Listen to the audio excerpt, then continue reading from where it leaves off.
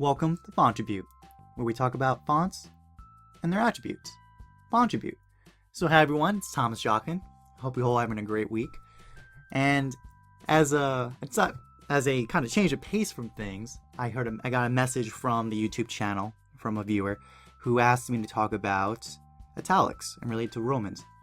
I thought it was a great idea. I've been focusing primarily with Roman upright typefaces up to this point. I think it makes sense to start moving into the italics and thinking about it. So I believe his name's Master35T6. I don't know your real name, but thank you from the internets. I'm really glad you're enjoying watching the show, watching the episodes, and with your suggestion. Thank you so much for that. So let's get started. I figured it makes sense to first start with kind of going back to the old style, kind of what you were doing in Type 1 class, talk about Garamond example. I have Adobe Garamond in this case. And let's compare its Roman to its italic. So it's a lot. So there's like, let's put it this way. I feel like when you're teaching type, a lot of times we just focus on the Romans because it's a lot more systematic, and the rules and principles we'll discuss are much more direct. It's kind of from a simpler recipe box. We can make everything that makes us a typeface. Italics operate differently, I would say. And I know personally, my own development as a typeface designer, I didn't touch italics for like years when I first started. I constantly would try to do them, and they would just suck, and they would never work out. It was just like I wasn't getting the concepts behind it. It took a long time for me to kind of figure out what is an italic and how do you make it work, especially beyond just an obliquing of a Roman, just slanting it over. So let me go over some of these principles or ideas using Adobe Garamond as the example of it. So the first thing is, and this is, just from your type history, it was one of the main problems of Roman to italic. They were completely different designs, especially when they came from different lowercases. So the question becomes, when you're having uppercase and lowercase, what do you do with it? How do you match these systems together? The solution that historically we've taken in our Latin tradition is you take the Roman caps and you slant them. That's the solution. Now, that would be true. That is true, as you can see here in this example, but there are some nuances here I want to go over with you.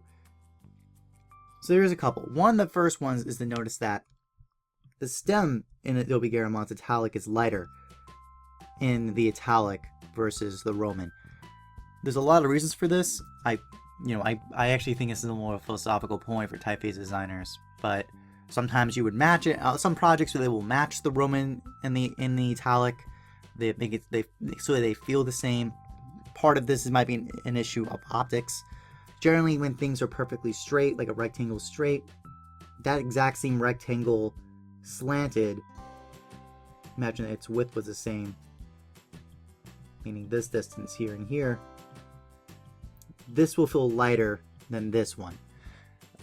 Why that is? Optics. I think that's the best answer I can give you.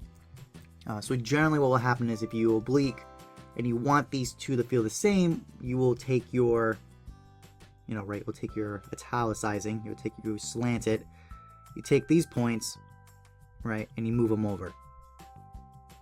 Not by much, by a certain percentage, so that when this italic is next to a Roman, for example, they would match together. But there are also times when you don't want that to happen.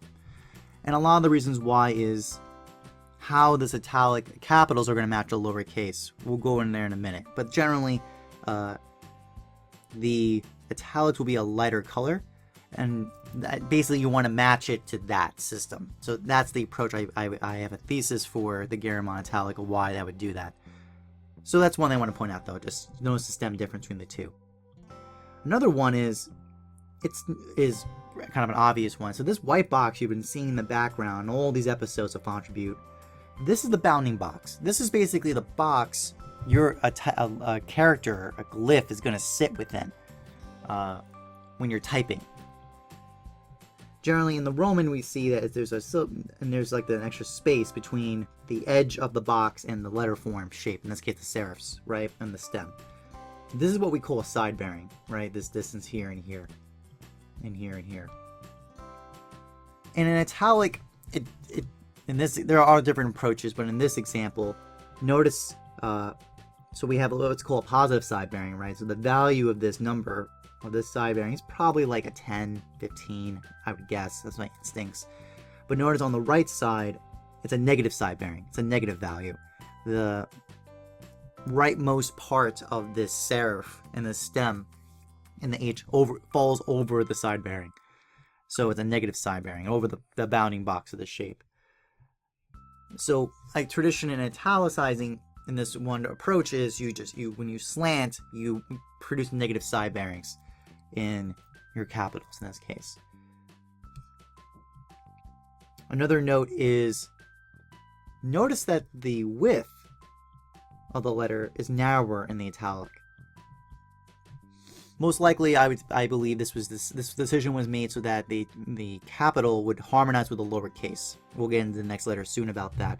But just take notice. Notice the size of this counter space versus this counter space, and even just the whole letter form itself, right? Like this space versus this one. This italic H is narrower. It's a narrower design compared to its Roman counterpart.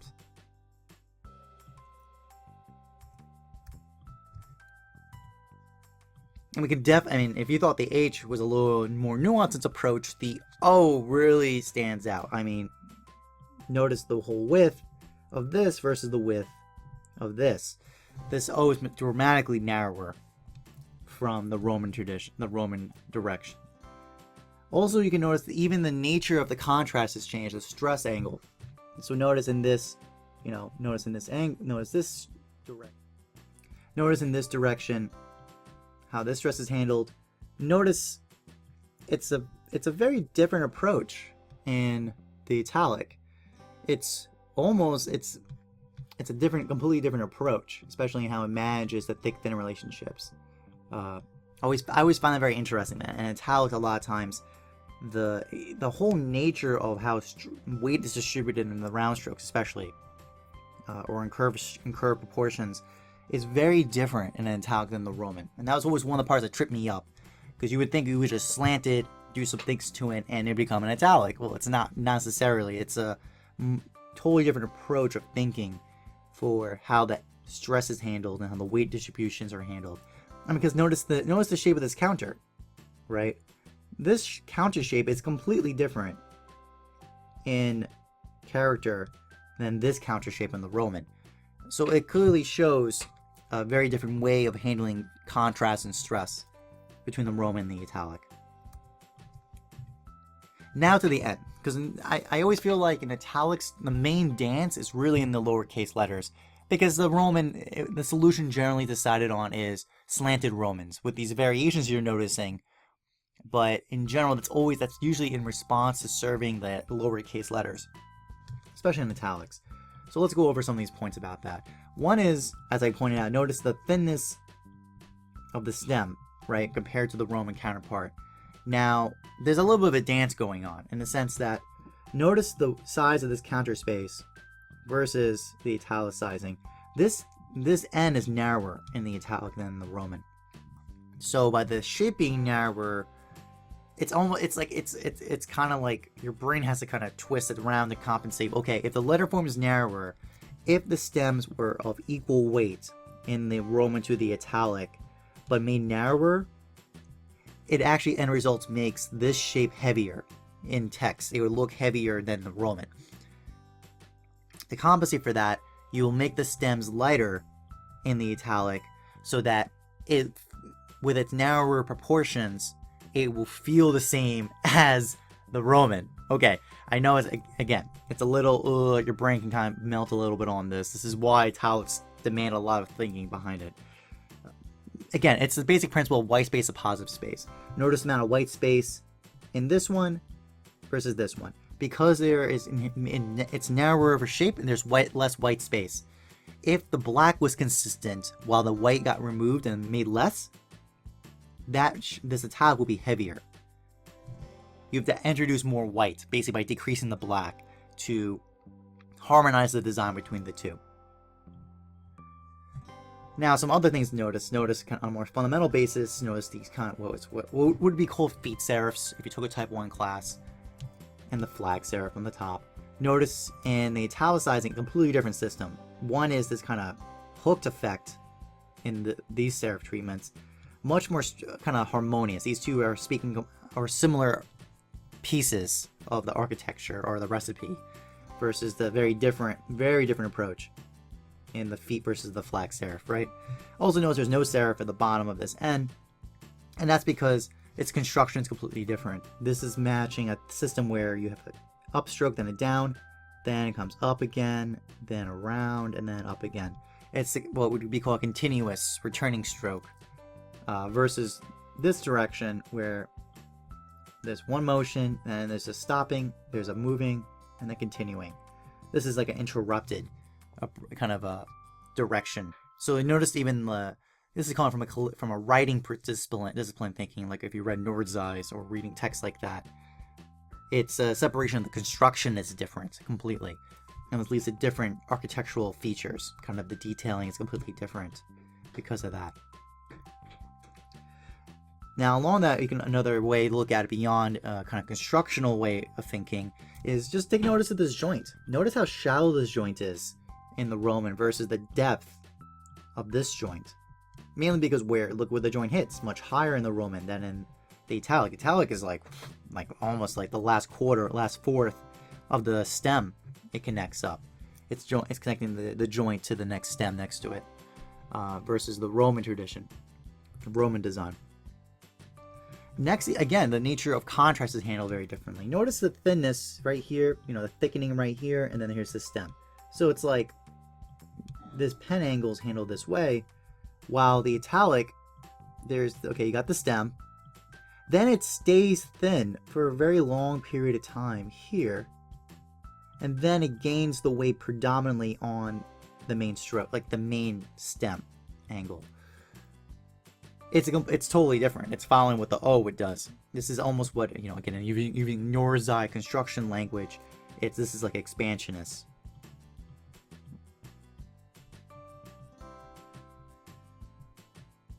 Right, it's an expansionist versus what's called transition. Yeah. Again, this is calling from kind of what Penn made the tool and its thinking. So just notice again, this italic is a totally different system almost completely if you think about it that way. And that's the thing I think a lot of designers come to realize about italics. Italics are a completely different logic that isn't, in my opinion, is an opportunity to add a completely different typographic recipe and voice in your system when you're making fonts. So almost, kind of my opinion, if you're making slanted Romans, it's kind of a lost opportunity. That's certainly reasonable in some approaches, and it's a totally reasonable solution if you're looking at like a sans serif design. I could get that. I understand completely why you would do that. But I also think of it as just like punctuation. It's like it's a potentiality for recipe. They can add a totally different mix of potential of flavoring and spice in your design system when you're making typefaces. And I think already you can see very clearly a totally different approach. And why do they work together? I mean, part of it is historical, because this is the revival, so it looked at the historical source, and this is how they came to the conclusion. So there's a certain matter of like repetition from history. But also just, again, it's kind of what you see. You have to make your eye makes the call, like this works well together, and what you're trying to say as a system.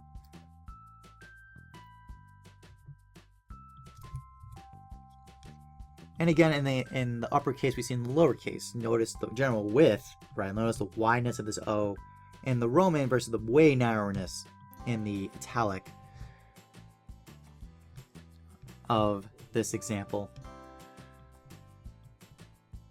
And again, they show the stress completely different.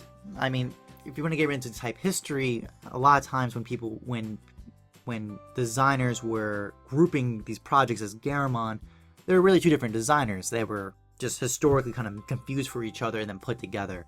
So that also explains part of why there's such a dramatic difference in these systems and approaches for these projects. And then over time, we've assimilated over time. Because again, if you're following these Fontribute and all these episodes, again, just take notice of the nature of this counter, right, versus how this counter is handled. And especially in relationship to how its external contour is handled between the two. Completely different approaches.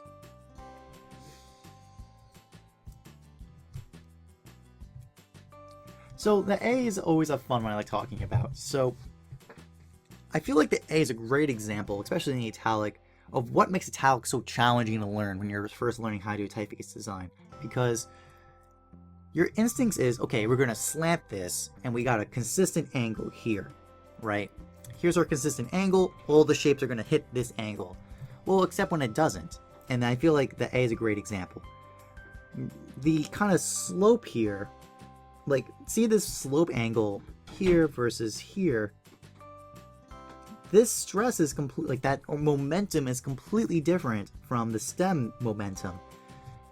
And you have to harmonize how to make that work. Versus the Roman, I mean, it's pretty straightforward. It's like, you know, it's upright, and it's just trying to maintain that. It's very easy to maintain that system. Italics is like all this crazy angles going on with different momentums, right? And you have to harmonize them up. I think a big part is generally when the stem comes down, that's one angle, and then usually when it comes up, it's a different angle. There's a certain momentum implied by this stroke movement that probably this stroke has to speak to. And then the question becomes, okay, when you have to move from here to here, how does this momentum feel? You know, you can't really match it to this. It has to it really needs to be a much steeper angle to compensate for that. And that's really something to honestly practice in calligraphy training would help you with, and just keep typing words that kind of get the harmony and how it gets drawn. Also notice again, like, notice in the O, remember how that O felt so expansionist, right? Notice like if I were to redraw it, it kind of felt like this, right? Like this kind of shape, this relationship of the inner counter to the outer counter. Like this was the heaviest part, and the thinned out here and here the most. So in the A, it's not really doing that. It's the heaviest is right down here, as opposed to what you would expect if it was following the O consistently is here. So notice again, so the angles are different, and even how the weight is distributed is different. It's a lot going on. It's a big cacophony of different directions. Now, the genius of it is when you put it all together, it feels holistic and it works well in words, and it has a certain harmony and cohesiveness to each other. But when you break them down individually like this, you're starting to notice all these complexities and intensities that are very idiosyncratic to the italic versus the Roman. Because again, the Roman, it's pretty consistent. It's like, here's my angle stress, and this is how it moves from here to here, from the shoulder over to the terminal. And then the A goes over here, and then it moves over here, and then it moves over here. It's like once you know the system, you can apply consistently. In the A, in this italic, it's like different things happening at different times, and you have to sync them all up to play well with each other. So the G is a fun one, because normally what you would expect if you have a one story A, you would expect a one story G. You know, kind of maybe something like that. Well, in this case, no. Now it's an oblique two-story G, but there again, because this compensation is happening. One is the nature of the stress. This is now following. Now this one's following the O, right? Like the O, if you imagine this right next to it, it's probably more like this, right? It's following a similar system of contrast in the O to the G, as opposed to the Roman direction. And notice some various things going on. Notice the neck. Notice how the abruptness right here versus the smoothness over here. And that similar abruptness treatment in this loop section of the G versus the smoothness in this direction. So again, there are completely different approaches, and you almost would consider it's like, as a design brief, you want your Roman to be kind of crisp and abrupt and vivid, and you want the italic to be kind of smoother and flowy and kind of balanced, smoothed out in approach. And these are the directions taken. Even the things like the ear, for example. Notice the kind of like just kind of block shape treatment in the Roman versus this kind of bulbous, rounded ear direction of the italic G.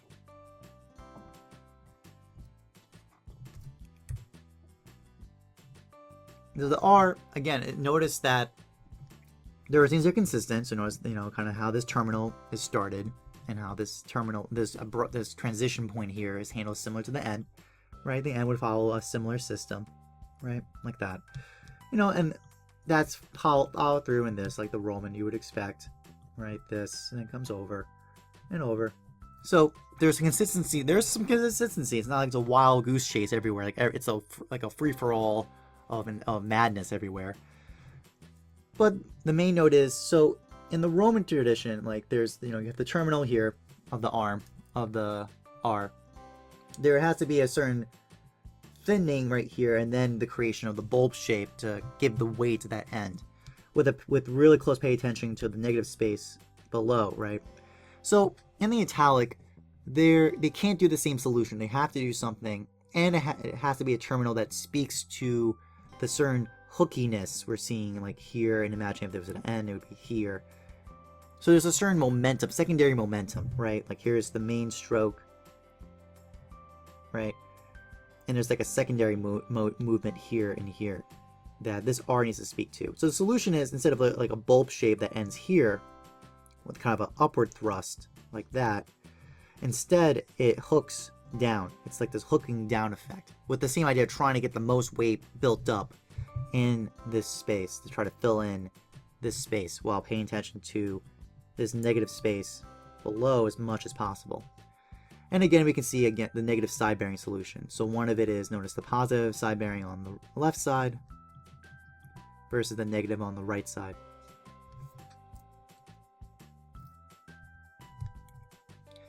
The S is another fun one.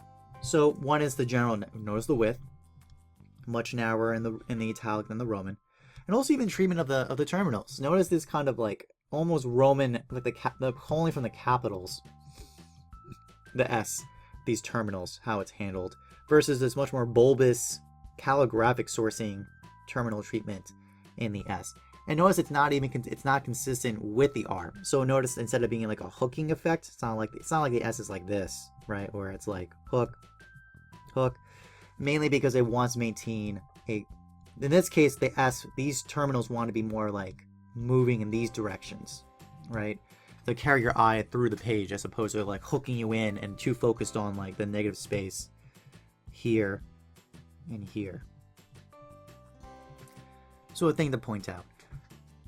And also, again, even as a nature of contrast, notice it's following much more. This is the stress angle, and it's moving across the page with a consistent transitional stroke construction, versus again the O, which felt that more expansionist approach between the two. So again, there are some moments of the rounds that you get one treatment of contrast, and then other letters get the other. It's kind of it's, to be quite frank, this is what causes typeface designers' brains to melt when you're first learning to do italics, because you're always yelled at about consistency, and then you get to italics, and it's like, well, except for here. Now you get to go crazy with different directions, recipes, and different elements put together. Good luck to you trying to figure out how to harmonize all this together so this works well as a system. But that's part of the fun. I mean, that's why you choose to be a typeface designer, because you like that kind of challenge. It's like you're building music, and like the training wheels is like the Romans, and then you get to italics, and now it's time for you to jam out and really show your gumption as a typeface designer at this moment.